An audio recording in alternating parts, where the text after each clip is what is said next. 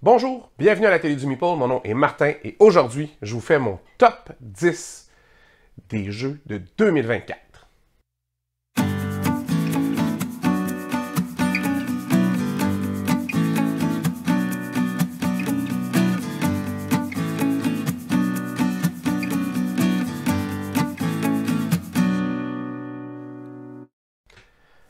Alors, quand j'ai fait mon top 10 2023, il y a un jeu que je n'avais pas joué et je veux vous en glisser un petit mot avant de commencer tout ça. C'est le Château Blanc. Le Château Blanc est sorti en 2023. On y avait accès, c'était facile, mais j'y ai pas joué. J'ai pas eu le temps.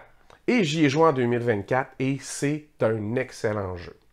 Alors, je vous dis ça parce que j'y avais accès puis j'y ai pas joué. Il ne peut pas entrer dans mon top. Il y a deux jeux dans ma liste plus tard qui vont revenir et vous allez voir, ceux-là, ils sont datés de 2023, mais ils n'étaient pas disponibles au Québec. C'était impossible de les avoir. Alors, je vais les compter comme des 2024. À un moment donné, ça a beau être écrit sur BGG. Si j'y avais pas accès, j'y avais pas accès. Sinon, je vous en parle jamais. Puis ce sont d'excellents jeux.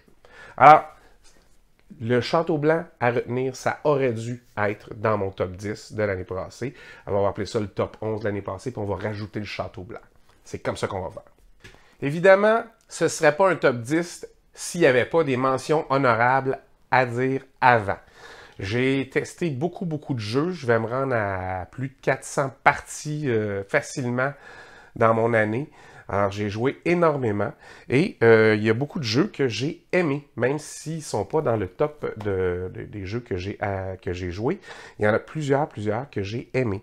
Je vais vous en citer quelques-uns rapidement. Cities qui est du même auteur que Phil Walker Harding, que Baron Park, et aussi du Dr. Finn. Alors, c'est une belle collaboration. C'est un jeu rapide où on construit une ville et c'est vraiment très bien fait. C'est un très bon jeu. Cities, si vous aimez le placement d'ouvriers avec des tuiles puis des objectifs que vous déterminez vous-même pour les points. Alors, pas juste les points que tout le monde a accès, mais il y a des points que vous allez chercher vous-même. C'est vraiment un bon jeu. Dans la même ligne d'idées, Stone Pine Architects, qui est dans le même monde que Role Player, je pense. Je sais pas trop. Moi, j'avais essayé un autre jeu, là, un roll and write ou un flip and write que j'avais pas aimé du tout parce qu'il y avait de l'interaction négative. Puis tant qu'à jouer un roll and write, je veux pas qu'on vienne défaire tout ce que j'ai fait, alors j'avais pas aimé ça. Mais Stone Pine Architects, c'est très bon. River Valley, pas River Valley, River of Gold, qui est sorti récemment. River of Gold, c'est vraiment un super bon jeu pour initier les gens à des jeux un peu plus complexes. Alors, s'ils ont déjà joué à Ticket to Ride, puis que ils veulent juste changer de jeu, ils sont tannés, à la place de construire des voies ferrées, vous allez construire des bâtiments qui vont le long d'une rivière, qui vont créer de l'interaction entre les joueurs pour donner des ressources à eux et à vous. C'est vraiment un beau jeu pour si vous voulez initier des gens. J'ai joué à Celti aussi. Celti, c'est vraiment c'est un jeu qui est illustré par Demico.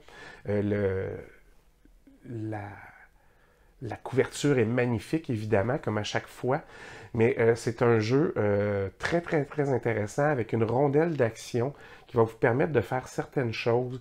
Il y a des cartes en jeu, il y a plein, il y a de la présence dans les territoires, il y a toutes sortes d'affaires que vous pouvez faire dans Celti. C'est assez bien pensé et c'est magnifiquement illustré encore une fois. J'ai beaucoup aimé jouer à ce jeu-là, il faudrait que je le ressorte plus souvent.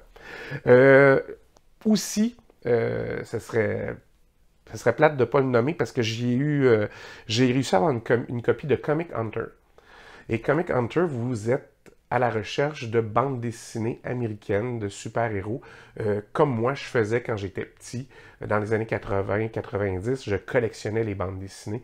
Et c'est un jeu de draft, et il y a 4 sortes de drafts différents. Quand vous allez au magasin, quand vous allez dans une convention de jeu, en ligne, sur eBay, c'est comme des enchères que vous pouvez faire pour... et il y en a un autre aussi là, que je me souviens pas. Et vos petites cartes, avec des covers des BD de l'époque. Alors, c'est magnifique. Ça reprend les images qu'on connaît de classiques de la bande dessinée de Marvel. C'est très beau. Et ils vous servent autant de monnaie d'échange parce qu'ils sont de la première, deuxième ou troisième ère, donc ils ont des valeurs différentes. Et elles vous servent aussi à faire des points pour du set collection et toutes sortes d'autres façons de faire des points. C'est parfait pour des gens comme moi qui ont tripé beaucoup sur les jeux, les bandes dessinées. Étant jeune, ça va chercher tout le petit cul en moi qui aimait ça, là, aller chercher ses bandes dessinées à tous les vendredis soirs au centre-ville, dans les boutiques qui avaient les nouvelles publications de journaux et ces choses-là. Alors, ça m'a rappelé des beaux souvenirs et j'aime ça leur ressortir de temps en temps. Je suis même en train de faire une petite statue de Stan Lee sur une imprimante 3D pour servir de jeton premier joueur. Alors, ça va être très, très, très intéressant de ressortir le jeu avec ça. Alors, ça fait le tour des mentions honorables. Je voulais quand même vous en parler. C'est des bons jeux. C'est juste que j'ai aimé les jouer, mais ils ne se sont pas hissés jusqu'en haut. Et ça va être ça, maintenant, qu'on va voir ensemble. Au numéro 10. Au numéro 10, c'est un jeu qui devrait être probablement plus haut, mais j'ai pas eu la chance de le jouer beaucoup encore. C'est d'ordinaire pas du tout mon style de jeu. C'est une initiation aux coin games. Ça s'appelle A Jest of Robin Hood. Alors, c'est un jeu d'insurrection et de contre-insurrection. Alors, c'est quand même méchant. C'est 1 contre 1. Vous jouez soit le shérif de Nottingham et ses sbires, ou vous jouez Robin des Bois et ses joyeux compagnons. Et vous devez empêcher le shérif de profiter. Il y a une piste, il y a une espèce de souk à la corde qui va déterminer qui gagne après tant de rounds. Le jeu est brillant. C'est bien fait. C'est pas si complexe que ça. C'est juste que le livre, c'est du GMT et le livre de règles est juste un peu trop long pour rien. Hein? Vous vous souvenez peut-être de ma critique de Path of Civilization. Des fois, on pourrait expliquer de façon beaucoup plus simple les jeux et ce sera à l'avantage des différents éditeurs d'en tenir compte. Un jeu qui peut s'expliquer en 4 pages ne devrait pas s'expliquer en 20 pages.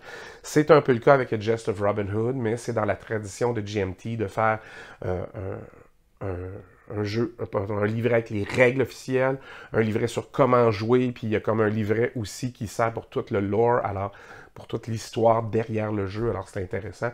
Mais A Jest of Robin Hood, je vous le conseille, c'est un super de bon jeu si vous aimez les jeux de confrontation, et c'est comme une initiation au coins game. Alors, si vous n'avez pas encore essayé ça, ça vaut la peine.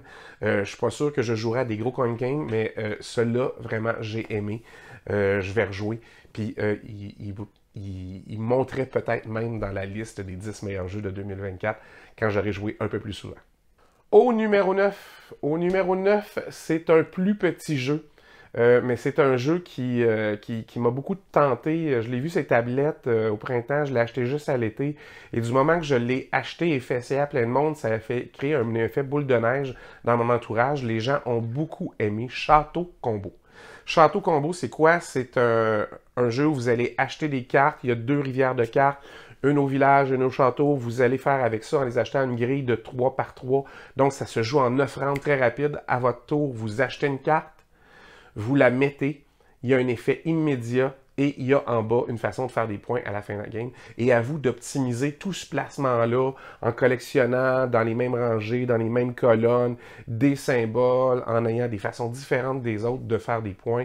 C'est vraiment un super jeu de combo, mais ça dure 30 minutes. C'est super rapide, c'est super efficace. Puis probablement que si ça durait 2 heures, on se tannerait de jouer à ce jeu-là. Mais parce que c'est rapide, parce que c'est efficace, on va même en faire 2 games de fil juste pour le fun, juste pour recommencer, voir si on ne peut pas faire autrement. Ça fonctionne très, très, très, très, très, très bien. Si vous n'avez pas encore essayé Château Combo, je vous le conseille. Au numéro 8, c'est un jeu que j'ai failli kickstarter. Puis que quand j'ai vu le prix puis le transport, je me suis dit, ah non, ça vaut probablement pas tout cet argent-là. Par contre, quand il est arrivé en magasin, je me suis garoché pour acheter Let's Go to Japan. Dans Let's Go to Japan, c'est un jeu de draft le draft va virer, va faire des choses différentes pour que vous ayez accès à des cartes de façon différente. Mais en bout de ligne, vous allez planifier pendant 6 jours un voyage au Japon.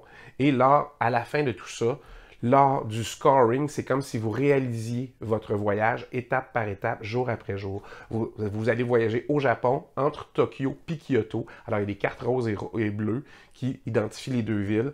Et vous devez prévoir votre voyage comme il faut parce que vous aurez à compenser pour le changement de carte. Alors, si vous mettez plein de cartes roses qui se suivent, ça va bien. Du moment que vous mettez une carte bleue, si vous mettez une autre carte rose après, bien, vous devez prendre le train 2 fois parce que vous devez voyager entre les deux villes. Et c'est particulièrement brillant. Ça fonctionne bien. On a juste le goût de planifier notre voyage et tout ça. Il y a des façons, parce que si vous le planifiez pas correctement, puis vous n'avez pas assez prévu le coup en achetant des billets de train, mettons, de luxueux, puis que vous êtes obligé de prendre le train trop souvent, bien, vous allez perdre des points parce que c'est fatigant, c'est pas confortable. Et il y a plein de choses qui sont intéressantes dans le jeu, qui sont diversifiées et ça fonctionne super bien. Le jeu a des illustrations magnifiques. Si vous lisez les petits textes en dessous, ça met vraiment dans l'esprit de je me renseigne pour aller faire un voyage, donc je pourrais aller faire ça, je pourrais aller faire ça, qu'est-ce qui vous intéresse? D'une partie à l'autre, vous ne ferez pas les mêmes choix parce qu'il y a beaucoup, beaucoup, beaucoup de cartes des deux villes et des fois, il y a des choses que si vous les mettez ensemble, on vous donne des points plutôt négatifs, d'autres, si vous les mettez ensemble, des points plutôt positifs.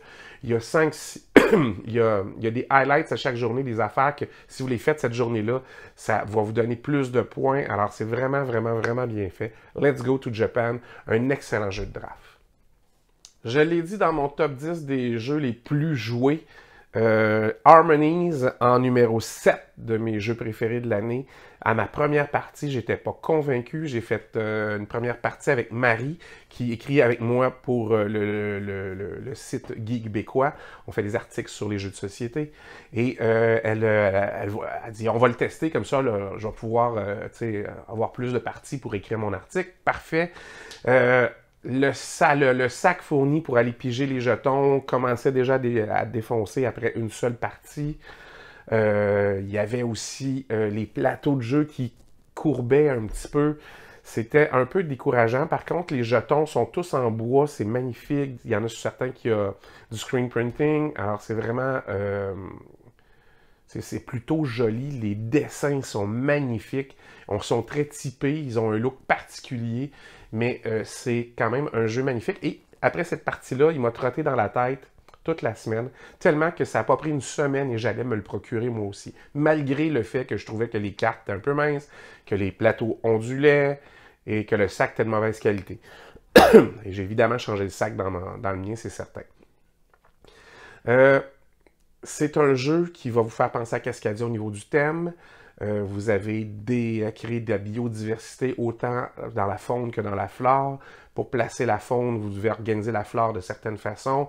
Et il y a un puzzle 3D. Les tuiles d'arbres et de montagnes et de maisons se mettent en hauteur aussi. Et ça va vous faire des points de façon très différente. Et moi, j'adore le puzzle 3D qu'il y a dans ce jeu-là. C'est ce qui a fait que j'y ai pensé longtemps, que j'ai fini par aller le chercher. J'ai trouvé, moi, que Harmonies était aussi bon, sinon meilleur que Cascadia, aussi bon, sinon meilleur que Acropolis, et aussi bon, sinon meilleur que Habitat. Des jeux qui ont de grosses similarités, si vous voulez, dans la construction du tableau devant nous. Mais j'ai adoré Harmonies. Je pense que de tous ceux-là, c'est mon préféré. J'aime quand il y a un aspect 3D en plus à gérer dans le puzzle. Peut-être parce que j'ai sculpté pendant une partie de ma vie, puis que de penser en 3 dimensions, ça stimule vraiment quelque chose dans mon cerveau. Mais je vous le conseille, si vous n'avez pas encore essayé Harmonies, c'est mon numéro 7. C'est vraiment un jeu à tester. Au numéro 6, c'est un autre jeu que j'ai pas kickstarté, mais que j'ai acheté une fois qu'il était en magasin. À un moment donné, on regarde le prix du transport, comme je disais tout à l'heure. Et c'est Erza et Nehemia, un jeu de Garfield Game que j'ai juste ici. Je suis plutôt un fan des jeux de Garfield Game. Je vous dirais que je trouve que la dernière trilogie du Tigre du Sud est un peu trop complexe pour rien. C'est pas que c'est si complexe, mais c'est fiddly. Il y a beaucoup de petites règles toujours à se rappeler, des petites exceptions à toutes. Et ça, les jeux où il y a des exceptions à toutes, c'est lourd. C'est lourd. Erza et Nehemia, il y a moins de ça. C'est facile à gérer. il y a une espèce de... Vous devez jouer des cartes, et plus vous jouez de cartes, plus vous avez de symboles, mais des fois, vous allez devoir recouvrir une carte. Vous allez en jouer 6, mais vous avez juste de la place pour 3. Fait que vous jouez dans un certain ordre pour avoir un maximum de tel ou de tel logo pour faire telle ou telle action sur le plateau. Alors, c'est une thématique un peu religieuse. C'est les prophètes Erza et Néhémia qui vont reconstruire Jérusalem après sa destruction. Faites fi de l'histoire biblique qu'il y a là-dedans. Là, c'est pas très important si vous n'aimez pas l'histoire biblique. Si vous aimez ça, ça va être un plus. Là. Les illustrations sont sympathiques. C'est pas de Miko qui les fait, c'est McDonald, c'est le frère du gars qui travaille toujours avec Shem Phillips. Ça. Ils ont 2 frères McDonald. Un qui fait les règles de jeu, si vous voulez, les designs avec Shem Phillips. Puis l'autre qui fait des illustrations, on l'avait vu aussi dans Legacy of You, entre autres, là, puis d'autres jeux qu'ils ont fait. Alors, je suis un petit peu moins fan de ses dessins à lui, mais il dessine très bien quand même. Et c'est la mécanique de jeu vaut la peine. Cette espèce de joie, de placement de cartes qu'on va mettre, d'aller dépenser, parce que les bonhommes que vous avez, c'est des ressources que vous allez placer. Et ça permet de faire un maximum d'actions, oui, mais tout se joue dans quelle carte vous allez jouer quand et dans quel ordre. Et ça fait une grosse différence. Erza et Néhémia, c'est vraiment un bon jeu de chez Garfield Games. Je pense qu'au niveau complexité, il est à peu près égal à, si vous voulez, les Vicomtes du Royaume de l'Ouest. Donc, c'est un peu moins complexe que la nouvelle trilogie avec les dés. La trilogie du Tigre du Sud. Mais je pense que moi, je m'y retrouve plus dans ce design-là de jeu. J'ai beaucoup apprécié ce mélange de on joue des cartes et donc il y a une sélection d'actions qu'on va faire et aussi de placement d'ouvriers, de gestion de ressources. Moi, j'aime bien ça, gérer des ressources dans un jeu. Puis ça fonctionne très bien. Erza et Néhémia, vraiment une pépite de chez Garfield Games.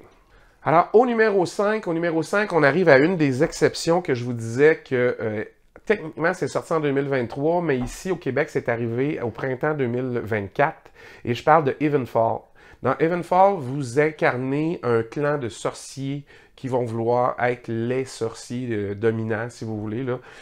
La thématique est pas très originale. Par contre, tout ce qu'il y a dans le jeu vous met dans la thématique.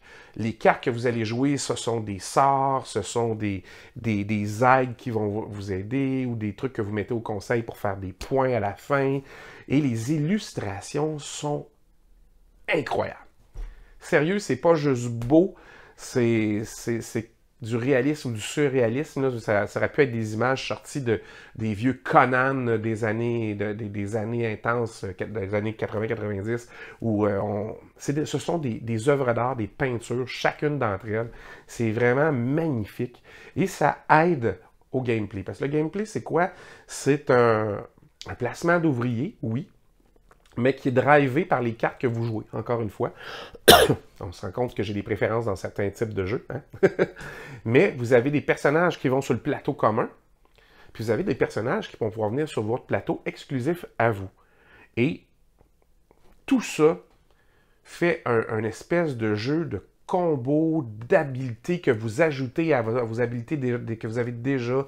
Vous avez un petit tableau personnel avec une piste pour avancer dessus, des aides que vous pouvez mettre, Puis ce qui va scorer, c'est pas juste les cartes que vous avez jouées. Il faut non seulement les jouer, mais après ça, il faut les passer de votre cercle, mettons, de votre cercle général à votre cercle restreint. Alors, il y a un move à faire pour descendre les cartes que vous voulez qui scorent à la fin de la game. Et encore une fois, les jeux où on choisit ce qui va scorer pour nous, c'est toujours intéressant parce que d'une fois à l'autre, vous ne ferez pas les mêmes choix. Et en plus, ce jeu-là a des plateaux qui sont réversibles et ça vous permet de jouer autre chose. Alors, sur votre plateau réversible, il y a des faces qui sont tous pareilles, puis il y a des faces qui sont complètement différentes. Alors, c'est-à-dire que vous allez incarner une faction avec des habiletés différentes des autres. Alors, il y avait un petit bug, mais c'est une petite patch grosse comme ça que vous imprimez en couleur. Puis vous mettez juste un petit peu de colle pour la mettre dessus, puis vous remettez un petit peu de colle par-dessus comme si c'était du Mod Podge. Là. Puis moi, je l'ai fait. Les gens ne le voient même pas quand on joue. Et cette petite patch-là vient résoudre le problème du jeu qui avait une mauvaise impression dessus. Là. Ça n'empêche pas que c'est un excellent jeu et je vous conseille Evenfall à mon numéro 5. Alors, au numéro 4, c'est la même chose. C'est un jeu qui est daté de 2023, mais qu'on n'a pas eu ici avant 2024. Et ce sont les Rats of Wistar, les rats de Wistar. Et ça, c'est un jeu que j'attendais pas, qui m'a beaucoup surpris quand je l'ai vu. Je dis, ah, c'est intriguant. Il y en a qui trouvent que la thématique n'est pas très présente, mais suffit de lire pourquoi ils ont fait ça. C'est-à-dire qu'il y a dans un laboratoire à l'Institut Wistar, il y a des rats qui se sont sauvés. Ils n'ont jamais compris comment les rats s'étaient sauvés. Puis, bon, ben, ils ont fait un jeu en disant, ben, les rats étaient plus intelligents que la moyenne. Les rats se sont sauvés. Et vous avez un clan de rats sur un placement d'ouvriers, sur une roulette d'action, qui sera bonifié par la pose de souris autour dans certaines sections. Alors, il y a 3 sections autour de la roulette d'action, la forêt, la campagne et le sous-sol. On va chercher certaines ressources au sous-sol, d'autres à la forêt, tout ça. Quand vous êtes à la campagne, ça vous permet de rentrer dans l'Institut et d'aller explorer l'Institut.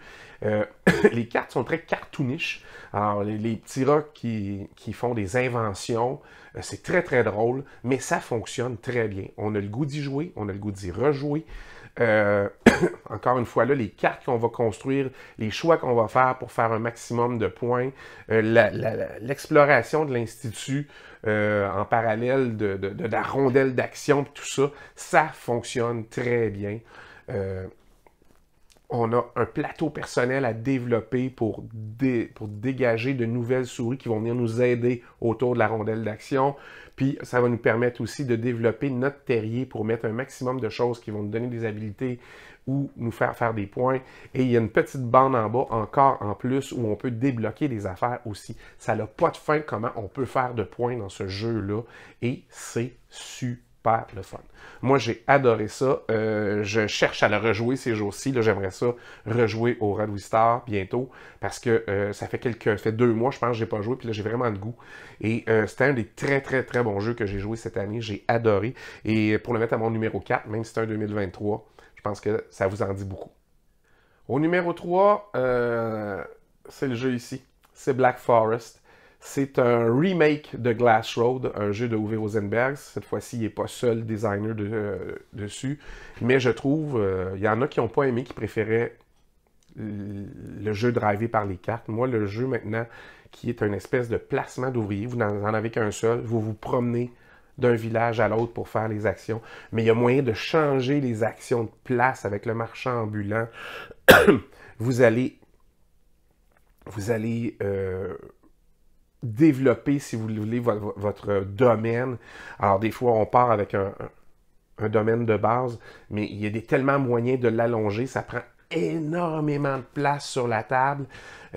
C'est comme un super bon remake d'un film que vous avez aimé et que le remake est encore meilleur. Dans mon cas, c'est comme ça que je le sens, celui-là. J'ai adoré Glass Road. Je trouvais que c'était un très bon jeu. Je ne sais pas si je vais le garder tellement j'aime Black Forest. Il va falloir voir si Glass Road ressort, finalement, une fois de temps en temps. Mais vraiment, Black Forest, c'est une belle réimplémentation de Glass Road. Ça a encore plus de sens, si vous voulez. Les actions que vous avez à faire, l'idée d'agrandir votre domaine. Pourquoi? Parce qu'à un moment donné, ben, vous avez besoin de bois, de charbon, puis vous avez besoin de couper des arbres pour faire tout ça. Et à un moment donné, il n'y a plus d'arbres, vous avez besoin d'agrandir votre domaine, puis de tasser votre production ailleurs, ou le plus près d'arbres et de forêts. Donc, tout ça a comme un nouveau sens encore plus grand, encore plus vrai dans le développement de votre propre tableau à vous. Puis, les actions que vous devez faire, c'est un jeu qui s'explique. C'est super simple. Vous décidez de bouger le marchand ambulant ou pas. Vous allez quelque part, vous payez les coûts pour vous déplacer, si c'est dans un autre village, un petit cadeau aux gens s'ils sont déjà là, puis vous faites votre action ou vous faites une job s'il y a une job qui est présente. Et c'est la fin de votre tour déjà. Alors ça va vite, c'est rapide, mais c'est tinky. On aime ça. C'est vraiment du très bon Uwe Rosenberg. Si vous n'avez pas essayé Black Forest, moi je vous le conseille vraiment à mon numéro 3. c'est un excellent jeu. En numéro 2, c'est un jeu que j'attendais depuis longtemps. C'est un jeu que j'ai kickstarté il y a quand même un bout. C'est un jeu qui a attiré mon attention parce que, deux raisons. La première, Johnny Pac Quentin travaille comme co-designer dessus. Alors, ça attire toujours mon attention. J'aime bien ce que Johnny Pac Quentin fait. C'est un bon designer. Je l'ai interviewé quelques fois. J'ai parlé de ses jeux avant. Et je suis toujours content de les ressortir, ces jeux, parce qu'ils sont bons. Et là, c'est un jeu où on incarne des connaissances de Freud dans la Vienne du 19e siècle, du début du 20e siècle, si vous voulez. Et on va aider à guérir des gens. Alors, c'est super intéressant comme thématique. Et tout ce qui est dans le monde réel est illustré par Vincent Dutray, qu'on connaît pour plein d'autres jeux, là, qui a un style de BD européenne très plus réaliste, si vous voulez. Et tout ce qui est dans les rêves ou dans la psyché des gens, c'est Andrew Bosley qui a fait les illustrations, entre autres, pour Everdell.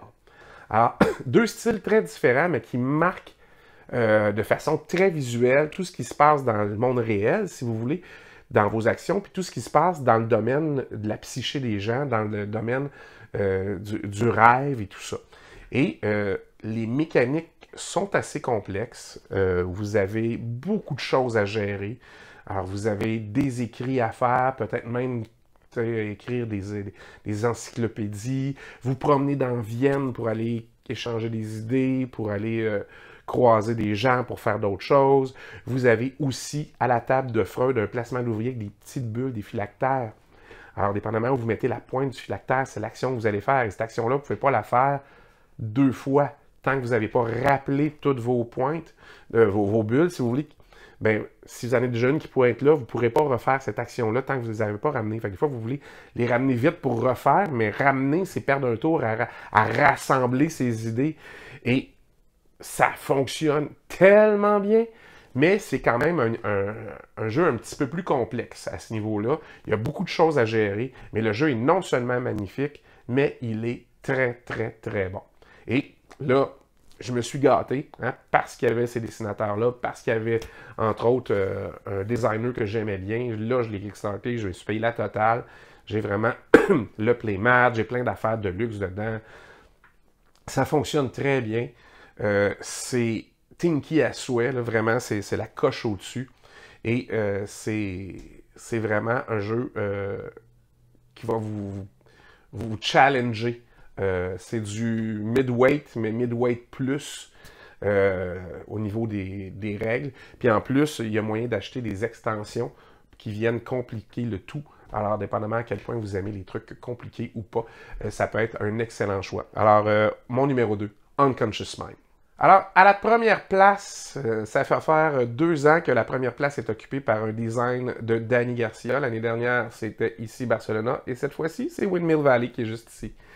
Windmill Valley, j'avais bien hâte de le jouer quand j'ai su que ça s'en venait à cause de Danny Garcia, le designer, parce que j'avais adoré Barcelona. J'aime encore Barcelona, c'est un excellent jeu. Dans Windmill Valley, vous êtes en Hollande, vous produisez des tulipes, vous vendez des tulipes, vous plantez des tulipes, vous achetez des tulipes, vous faites toutes sortes, vous installez des moulins, vous développez votre plantation de tulipes. Tout ça se fait à l'aide de 2 roues d'action. Alors, c'est 2 engrenages, un de 6 sections et l'autre de 5. Et vous allez à chaque fois tourner un engrenage et ça va faire tourner l'autre. Vous faites une des 2 actions ou les 2. Comment ça marche? Évidemment, au début, vous faites une des 2 actions. Alors, vous pouvez aller vous chercher des aides qui vont vous aider sur votre plantation ou les contrats qui sont dans le bas de ces cartes-là. Vous pouvez aller au marché au village pour acheter des bulbes, la possibilité de planter des bulbes. Vous pouvez aller faire du commerce à l'international. Vous pouvez améliorer vos engrenages parce que ces 5 choix-là à droite puis ces 6 choix-là à gauche, c'est du double épaisseur. Alors, vous pouvez changer l'action, bonifier l'action, changer complètement l'action qu'il y a sur les 2 roues. Et ça va être le nerf de la guerre, si vous voulez, dans ce jeu-là. Pourquoi? Parce que ça va vous permettre éventuellement, l'action que vous mettez, s'il y a un plus, ça vous permet de faire l'action qu'il y a sur un côté, plus l'action sur l'autre côté. Et ça, vous voulez ça le plus vite possible dans votre partie parce que ça va vous permettre d'améliorer vos actions et de faire des actions qui sont beaucoup plus fortes d'une fois à l'autre. Alors, ça, est-ce qu'il a vraiment révolutionné? Non. C'est une belle implémentation de cadran qui tourne. C'est pas la première fois. Il y avait tout ça dans Gutenberg, si ma mémoire est bonne. Il y avait ça, évidemment, dans le placement d'ouvriers de Solkin. Mais là, vos roues, vous ne pourrez pas les programmer pour que ça reste steady. Il y en a une qui a 5 sections, l'autre 6. Fait qu'on fait juste 4 rounds. Fait qu'éventuellement, l'action reviendra pas parce qu'ils vont être déphasés la fois d'après. Fait que ces deux actions-là, soit on veut les faire tout de suite là, ou on la retarde, on la remet plus loin parce qu'on calcule qu'on va faire ça. Le hic, c'est que vous pouvez accélérer. Vous ne tournez pas à chaque fois la roue de 1. Vous pouvez augmenter, en augmentant le niveau de l'eau, la vitesse à laquelle les engrenages vont tourner. Et ça fait que vous allez tourner une fois, 2 fois. Et là, vous allez skipper une action si vous faites ça. Et si vous ne faites rien pour redescendre le niveau, ben vous ne pourrez pas ralentir et le jeu va s'accélérer. Alors, c'est comme un espèce de souk à la corde tout le temps qui va accélérer et ralentir la roue pour faire les actions que chacun veut faire. Et c'est tout simplement génial. Je vous le garantis, ce jeu-là, pour moi, c'est une découverte. C'est une excellente découverte. C'est mon jeu préféré de l'année pour plein de raisons. Mais il est, à mon avis, un des plus beaux designs que j'ai vu cette année. Est-ce que c'est le jeu le plus beau visuellement? C'est un peu criard, hein?